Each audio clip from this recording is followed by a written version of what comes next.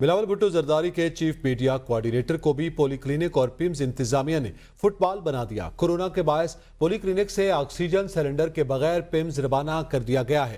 پولی clinic عملہ اور ambulance Nazir ڈھوکی کو پیمز ایمرجنسی کی بجائے کارڈک سینٹر کے باہر چھوڑ کر آ گئے۔ تفصیلات جانتے ہیں ندیم چودھری سے۔ ندیم، کیا معاملہ ہے؟ تفصیلاً بتائیے گا۔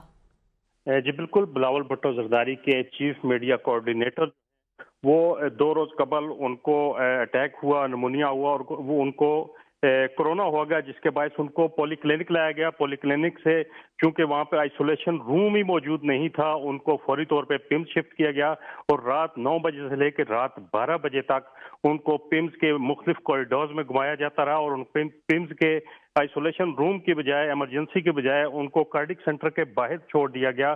وہ تصویروں میں دیکھا جا سکتا ہے کہ ان کو وہاں پر بے یار مددگار چھوڑ دیا گیا اور پیمز انتظامیہ اور پولی کلینک کے ایگزیکٹو ڈائریکٹر کو میڈیا ہاؤس کی جانب سے، ان کے میڈیا سینٹر کی جانب سے باقاعدہ بتایا گیا تھا کہ ہمارے جو بلاول بھٹو زرداری کے کوارڈینیٹر ہیں ان کو کرونا ہو چکا ہے اور ان کو اشد ضرورت ہے علاج کی، لیکن ان کو بے یار مددگار چھوڑا گیا۔ ان کی یہ صورتحال تھی، جو باقی ملک کے جو شہری ہیں ان کی کیا صورتحال ہوگی، اور اس حوالے سے تمام جو پیپلز پارٹی کے ہائی آفیشلز ہیں ان کو بھی بتایا گیا، لیکن پیمز اور پولی کلینک انتظامیہ کی جانب سے ان کو کسی قسم کی سہولیات مہیا نہیں کی گئیں، جبکہ دوسری جانب صدر آصف علی زرداری کی جانب سے ان کو صرف پھول پیش کر دیے گئے۔